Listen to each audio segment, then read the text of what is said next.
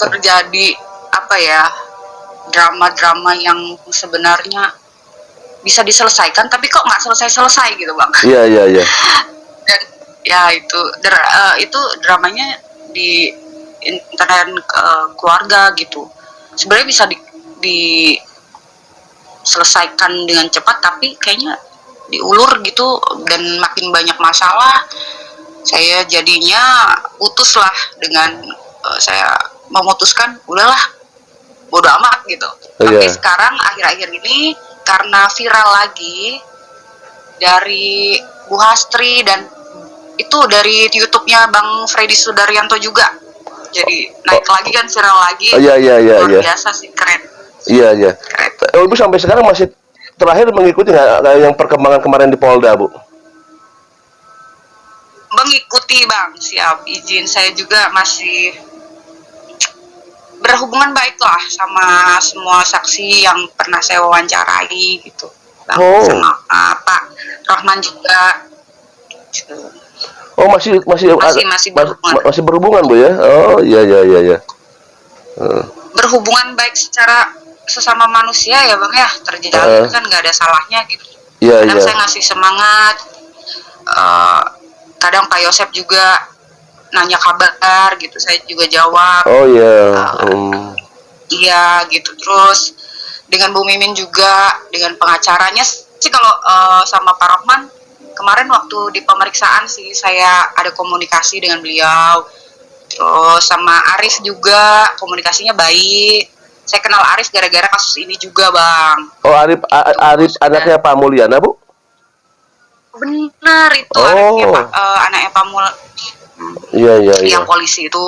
Iya. Kadang sekedar cerita bagaimana di tempat dinas. Kadang ada sedikit debat juga loh saya sama Arif loh. Oh gitu. Sering loh bang. Iya. Kalau salah menurut pengakuan dari Kang Yoris membawa mobil Yaris. Arif. Kadang juga ya itu kan sempat saya tanyakan temen ibu kira-kira ini nggak ada cerita gitu. Sebenarnya gimana sih itu Bu? Ada Mas Arif atau Pak Arif cerita ke ibu masalah mobil Yaris yang dibawa itu Bu? Saya pernah sih sharing cerita. Harusnya juga kalau saya pernah dengar dari Arif itu ceritanya tuh berbanding terbalik sih bang. Terbalik 180 derajat gitu dari cerita Yoris gitu bang. Tapi juga kan Arif juga berdinas di kepolisian, nggak sembarangan dia klarifikasi. Ngapain klarifikasi di media kan? Klarifikasi aja sama itunya kan, ke Polri, ke atasannya gitu. Terus sebenarnya ceritanya gini bang, itu kan saya kan pengakuan si Arif itu kan mobil itu dibawa sendiri, disetir sendiri oleh Yoris Bu gitu kan. Nggak ada saya nyetir. Oh Yoris yang bawa betul ya? Iya itu pengakuan dari Arif sendiri bang, dan saya double check ya bang ya. Saya double check itu ke Bang Gede. Bang Gede itu salah satu orang yang datang juga di TKP ya waktu selesai olah TKP itu sore. Ada Bang Gede, saya sempat itu minta penjelasan benar nggak sih itu kan yang dikatain Yoris gitu. Dan Bang Gede waktu itu tuh dia ketawa terbahak-bahak. Saya dengar Yoris ngomong begitu, saya aneh ya. Orang Bu katanya, saya lihat dengan mata kepala saya sendiri bahwa yang nyetir bawa mobil Yaris itu adalah Yoris dan itu dibawa ke rumah Wak Lilis. Itu bang. Terus, jadi ada yang melihat Bu ya? Di podcastnya. Iya, jadi yang melihat itu Bang Gede, dan terakhir saya lihat di podcastnya Pak Kades itu, Pak Kades juga mengiyakan kan bahwa mobil Yaris itu ada di rumah Walilis. Jadi gimana? Jadi udah kuat ya kalau gitu ya? Iya dong ya, harusnya. Terus apa masalahnya gitu? Ya itu kan dulu sempat diinformasikannya itu dari pengakuannya Yoris dan Yanti ya. Iya, tapi dan saya juga pernah ada lihat di media nih Bang, istrinya Yoris itu Mbak Yanti lah ya, Teh Yanti, maaf Teh Yanti itu pernah tidak terima BAP mobil Yaris itu masuk tidak dimasukkan dalam berita acara pemeriksaan gitu, bahwa pengakuannya bahwa mobil Yaris itu dibawa sama Arif gitu Bang. Itu kan ada di cerita YouTube-nya siapa lah, nanti saya itu pasti Abang cari-cari pasti tahu deh. Iya pernah, memang pernah kan ya. Iya. Pernah kan Bang, benar kan? Tidak di BAP katanya kalau nggak salah. Bener, kenapa nggak dimasukin BAP? Sebenarnya kan mudah ya Bang, sebenarnya menurut saya ya. Kalau penyidik yang benar, masukin aja gitu kan, mungkin pengakuannya si Yanti, kalau benar ya, Yanti menyertakan bukti, ini loh buktinya bahwa mobil itu dibawa sama Arif, pasti masuk BAP. Tapi nyatanya tidak masuk BAP, ada apa coba? Apakah tidak bisa menyatakan bukti atau apa, kan saya juga bingung kenapa sampai sekarang juga masih diungkit-ungkit terus. Sebenarnya apa? Betul. Saya pusing dengan puyeng lah Bang. Iya itu. Cerita ini tuh. Iya. Dan Bang, saya mau nanya ya, apa penting sekali sih mobil Yaris ini? Karena oleh TKP kan sebenarnya udah selesai tuh sore hari tuh. Iya. Barangkali nih ya Bang, saya juga pengen tahu komentarnya penontonnya Bang Freddy Sudaryanto nih ya. Ada nggak sih yang bisa ngejelasin sepenting apa gitu mobil Yaris gitu? Kenapa mobil Yaris yang nggak ada hubungannya dengan kasus ini dipermasalahkan oleh Yoris di kemudian hari? Padahal kan dia sendiri yang nyetir gitu Bang. Ya nanti kita tunggu aja deh komentar dari netizen, barangkali ada yang tahu ya. Iya. Coba ya. Ya, Bu, saya pengen juga ini ada lagi nih pertanyaan nih Bu ya. Kalau mengenai ini Bu, apa ya dengan Pak Rohman, Ibu dengan Pak Rohman terakhir sempat berkomunikasi kapan Bu tuh? Terakhir komunikasi waktu BAP kemarin ya Bang, waktu hari Jumat itu terakhir saya komunikasi sama beliau. Pada saat di BAP? Iya Bang, jadi itu waktu di BAP saya sempat ada pertanyaan-pertanyaan lah, dan dijawab sih sama beliau gitu. Dia tuh apa ya Bang, kalau Bang itu Pak Rohman tuh dia tuh punya integritas yang tinggi sih, saya lihat, saya nilai gitu. Kelihatannya santai gitu ya, tapi hati-hati loh. Hati-hati loh, cerdas dia tuh. Gitu ya. Dan tanggung jawabnya tinggi. Dengan cerita terakhir Pak Yosep yang dia bilang awal tidak didampingi pengacara, tapi betul gimana tuh bisa awalnya tidak didampingi, tapi tiba-tiba malam-malam atau pagi subuh tuh malah sampai pagi ada di sana, itu gimana tuh bisa? Enggak dong, itu Pak Rohman itu siang itu juga setelah tahu mungkin ada miskomunikasi ya Bang ya antara Pak Rohman dan Pak Yosep, nggak tahu lah namanya, nggak tahu lah ceritanya gimana. Tapi siang itu juga Pak Rohman langsung datang bertanggung jawab itu pada kliennya lah Pak Yosep, bagus lah. Dan akhirnya didampingi sama Pak Rohman sampai malah nggak tidur kan ya Bang ya? Ya karena saya sempat wawancara tuh. Ya. Iya, bener, saya lihat. Terus juga saya ada nanya gitu kan, ada gebrakan meja di dalam ruangan itu gitu. Pak Yosep membenarkan kok Bang. Oh gitu? Pak Yosep membenarkan bahwa iya ada gebrakan, suara gebrakan meja. Saya tanya siapa yang gebrak meja Pak? Saya yang gebrak, Pak Yosep. Waduh. Saya gebrak katanya. Itu di depan penyidik. Di depan penyidik langsung Bu itu? Iya, Nah gitu ceritanya, di depan penyidik digebrak itu meja, terus Pak Yosep sempat melototin penyidiknya gitu Bang. Saya saya tanya penyidiknya siapa gitu kan ya. Iya. Katanya itu atasannya. Waduh. Iya sih, yang untuk Pak Yosep katanya itu langsung atasannya sendiri. Nggak tahu Pak Yosep kenapa bisa melakukan gebrakan meja, kenapa Pak Yosep sampai bisa melototin penyidik, itu saya nggak tahu lah sebab akibatnya ya Bang ya. Jadi saya nggak bisa ngomong lah. Mungkin Pak Yosep sendiri yang bisa itu ngasih alasannya kenapa gitu. Iya. Wih, ngeri banget. Iya. Aduh. Saya mah nggak berani lah ya Bang. Aduh, kalau saya mah nggak berani Bang. Tapi nggak tahu apa itu psikis Pak Yosep sampai begitu. Kita nggak tahu. Wih, luar biasa. Ini ada lagi nih Bu. Aduh, mohon maaf nih. Jadi gini Bu, langsung aja nih Bu ya. Kalau misalkan ini kan apa namanya? Ini pertanyaan supaya tidak mengganggu nih Bu ya. Kira-kira ini di kasus Subang ini Bu ya, kendala apa menurut Ibu yang membuat kasus ini tidak susah ditemukan tersangkanya gitu ya Bu ya. Kira-kira menurut Ibu nih yang kira-kira nih ya selama ini memantau juga gitu, kira-kira gimana nih Bu? Kalau penilaian saya sih ya Bang, satu, kenapa belum terungkap? Satu, jorok TKP-nya.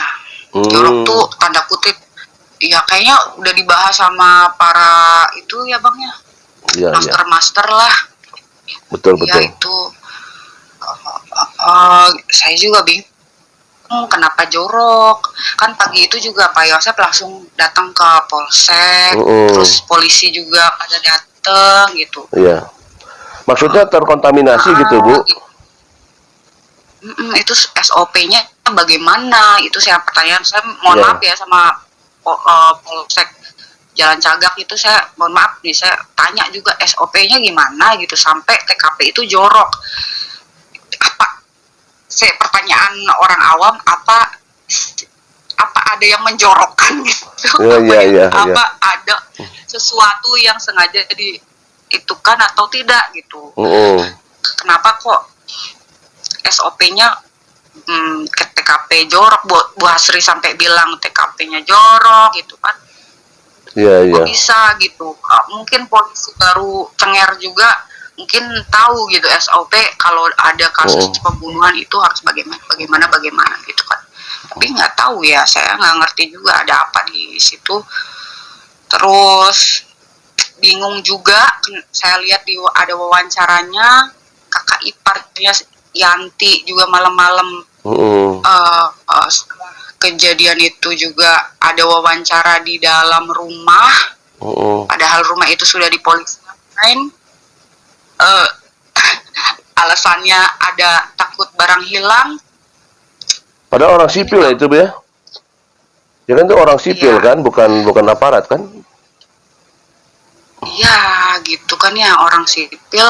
Tapi Bang, adakah yang lebih kehilangan seorang ibu di dunia ini? Ada nggak? Menurut saya, kehilangan yang paling tinggi di dunia ini ya Bang, adalah kehilangan seorang ibu. Betul. Itu. Betul, iya. Rasanya kalau saya pernah kehilangan ibu saya sudah nggak ada ya Bang ya. Iya. Saya nggak mikirin harta apa yang saya punya.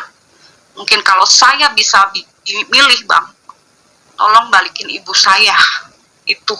Iya. Itu meninggal karena sakit sedihnya luar biasa. Apalagi kematian yang tidak wajar.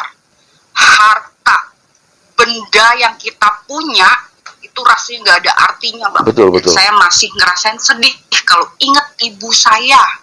Saya nggak mikirin harta. Betul. Saya bingung sama gitu, salah satu gitu ya keluarga yang bilang dijaga TKP karena takut kehilangan sesuatu. Saya nggak tahu ya, mungkin individu orang berbeda, psikis orang berbeda. Tapi saya juga mau nanya deh sama netizen gitu ya, sama abang barangkali. Kepikiran nggak kalau ada orang yang kita sayang, kita masih inget, aduh duit saya, aduh. Wah, udah nggak kepikiran saya, Bu.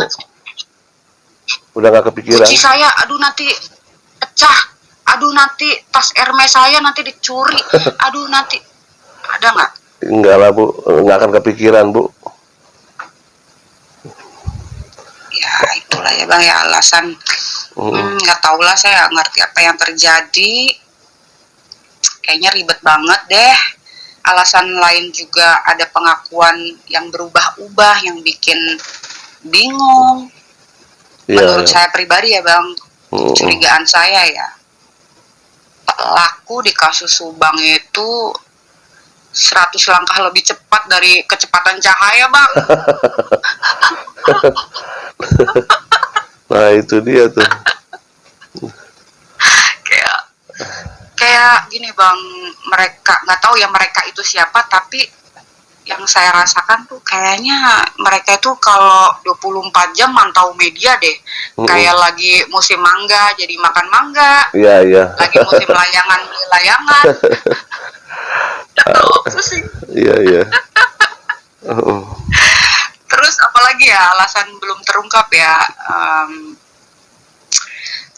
karena ya banyak sih, udah abang juga pasti udah tahu lah ya, abang kan dari awal bahkan mengawal kasus ini. Iya. Itu kan keadanya saksi yang melihat ya Bang ya. Iya. Iya. Betul. Gak ada saksi yang melihat kan ya, belum ada pengakuan saksi yang melihat kan belum ya Bang ada. dari kasus ini. Iya. Ya itulah, penyidik masih fokus mengejar pengakuan saksi yang ya saksi-saksi yang dinilai berpotensi mungkin ya. Saya juga belum tahu sih, mungkin ada petunjuk lain dari penyidik, tapi kok 22 tahun ya. 2 tahun lebih. Tapi saya juga mohon izin lah bapak penyidik di Polda Jabar, semangat gitu ya. Betul. Kadang bang saya lihat komentar gitu di YouTube gitu ya, di channel abang gitu. Kalau ada saksi yang dimintai keterangan gitu ya, ayo jujur, semangat gitu. Tolong baca nggak komen itu? Iya. Itu kayak apa ya Bang, saya sempat ketawa aja, lihat baca komen itu, dan saya juga menertawakan diri saya Bang. Karena ada kata bijak yang pernah saya baca Bang. Menasehati orang jahat untuk tidak berbuat jahat adalah konyol. Iya. Ngerti nggak? Iya. Kayak dia udah jahat. Iya. Udah jahat, emang hatinya jahat, emang perlakuannya jahat, emang semuanya jahat. Tapi tapi kita tetap gitu nyuruh, kamu jangan jahat dong. Itu kan jadi apa ya? Harapan ya. Jadi naif ya kelihatannya gitu. Tapi nggak apa-apa sih, kadang nggak apa-apa sih Bang, saya begitu ya, itulah bedanya saya dan dia si penjahat itu gitu. Itu bedanya di situ. Kita yang normal sama penjahat ya itu nggak apa-apa, kita ditertawakan sama penjahat gitu kan. Kadang mungkin kita diketawain 2 tahun tidak terungkap juga, belum terungkap juga, nggak apa-apa. Itulah bedanya kita sama kalian penjahat gitu kan. Iya. Ya nggak Bang. Jadi Bang Freddy sama YouTuber lain semangat. Amin, mudah-mudahan. Ya, kita harus tetap semangat Bu, karena udah tanggung. Iya. Kalau saya sih kemarin yang di Polda Jabar itu lebih cenderung kepada babak awal Bu. Kalau saya sih itu sebagai babak awal. Ya kalau apalagi kalau saya lihat kan di sana itu didampingi oleh langsung pimpinannya Bu ya.